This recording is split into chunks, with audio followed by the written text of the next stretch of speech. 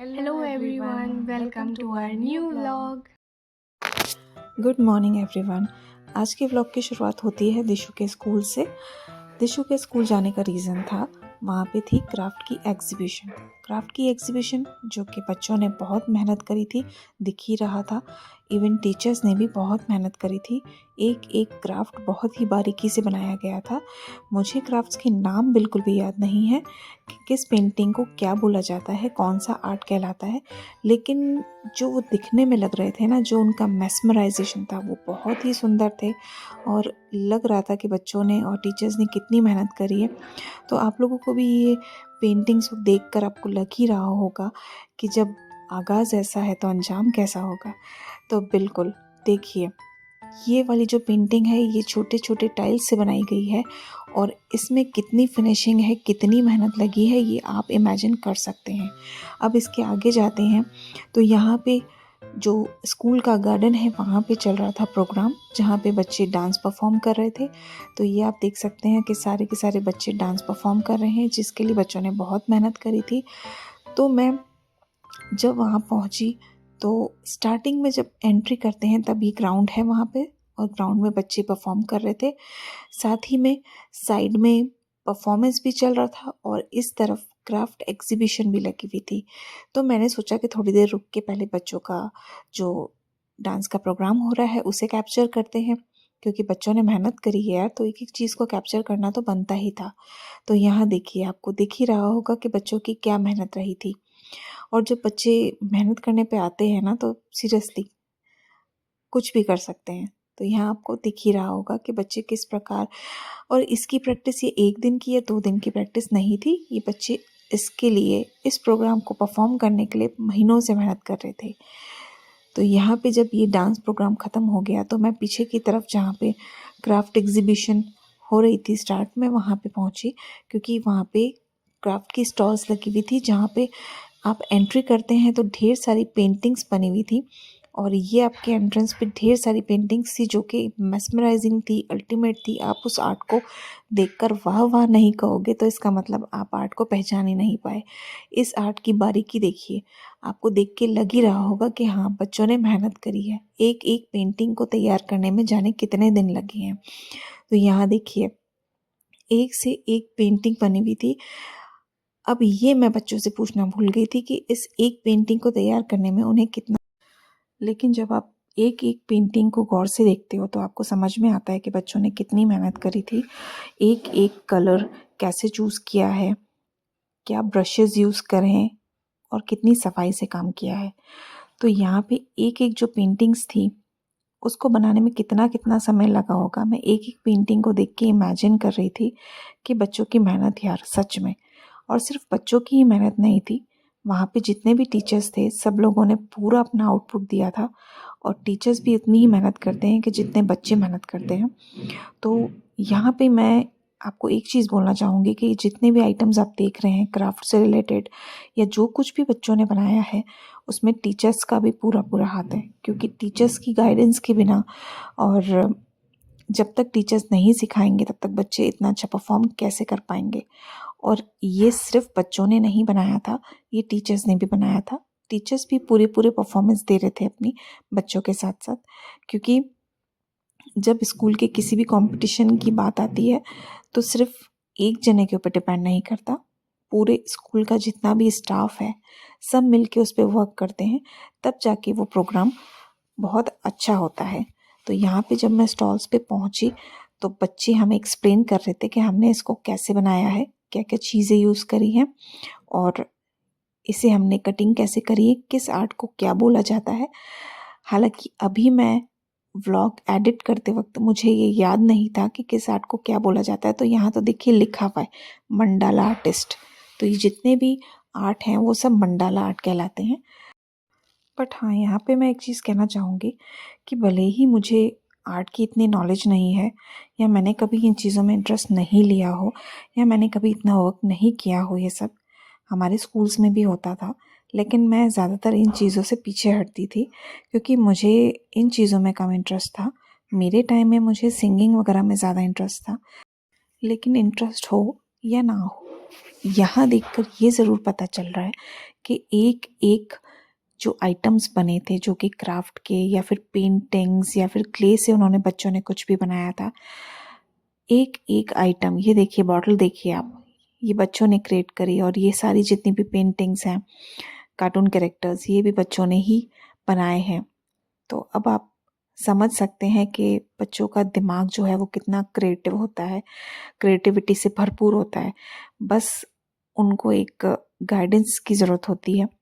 अगर उनको सही डायरेक्शन में गाइडेंस मिल जाए तो बच्चे सच में आज के इतने इंटेलिजेंट हैं कि वो अपने वेज खुद निकाल सकते हैं और अपने लिए रास्ते निकाल के कुछ भी कर सकते हैं लाइफ में। तो यहाँ पे जितने भी आर्ट्स थे, मैं आपको फिर से बोलूँगी कि सब बच्चों ने बहुत मेहनत करी थी। ये एम्ब्रॉयडरी फाइल थी, मुझे नहीं पता किसने क्रिएट करी थी, लेकिन बहुत प्यारी थी, बहुत सुंदर थी। इसमें एक एक लाइन देखे बहुत सुंदर तरीके से लिखी गई थी और इसमें दिख रहा है कि जिस भी बच्चे ने ये बनाई थी कितनी मेहनत करी थी लिखने में, उनके थॉट। इन लोगों ने ये जो बुक बनाई थी इस पे एम्ब्रॉयडरी की हुई थी, बहुत सारे इसमें थॉट्स थे। एंड ये बुक की जो प्रेजेंटेशन थी वो भी बहुत अच्छी थी, जो इसकी फिनिशिंग थी वो भी बहुत अच्छी थी। और ऐसे ही मेरे काफ़ी सारी फ्रेंड्स ने बहुत सारे प्रोजेक्ट्स बनाए थे। मैंने नहीं बनाए क्योंकि मेरा एक परफॉर्मेंस था, तो मैं दोनों साथ में मैनेज नहीं कर पा रही थी, तो मैंने प्रोजेक्ट नहीं बनाया। बाय द वे ये सबके प्रोजेक्ट्स बहुत अच्छे थे, आई लव। इन सब ने कुछ चार्ट्स बनाए थे जिस पे इन्होंने एक कपड़ा पेस्ट किया था और वो टाई डाई किया हुआ था, और ये लोग यहाँ पे कपड़े सेल भी कर रहे थे। ये जिस सेक्शन की वीडियो है वो सेक्शन पूरा चार्ट्स का था और इन्होंने काफ़ी सारे चार्ट्स बनाए थे। वहाँ पे सीनियर टू जूनियर सब थे और सब ने बहुत ही अच्छे प्रोजेक्ट्स बनाए थे। ये 7th क्लास की दीदियाँ खड़ी हैं, ये आर्ट एंड क्राफ्ट कॉर्नर है, ये कोणार्क टेम्पल है। एंड ये पूरे प्रोजेक्ट एग्जीबिशन का सबसे बेस्ट पार्ट लगा मेरे को, क्योंकि ये वुडन से बना हुआ है और इसकी जो फिनिशिंग है वो पूरे प्रोजेक्ट एग्जीबिशन में किसी प्रोजेक्ट की नहीं है।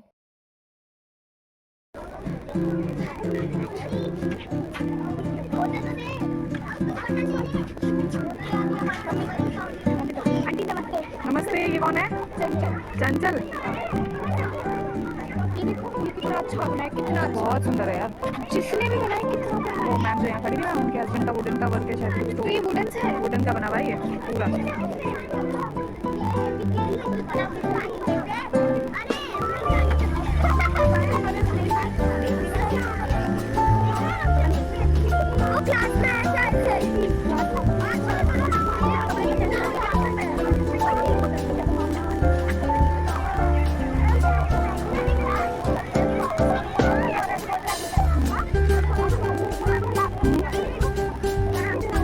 बेटा देख रहे हो?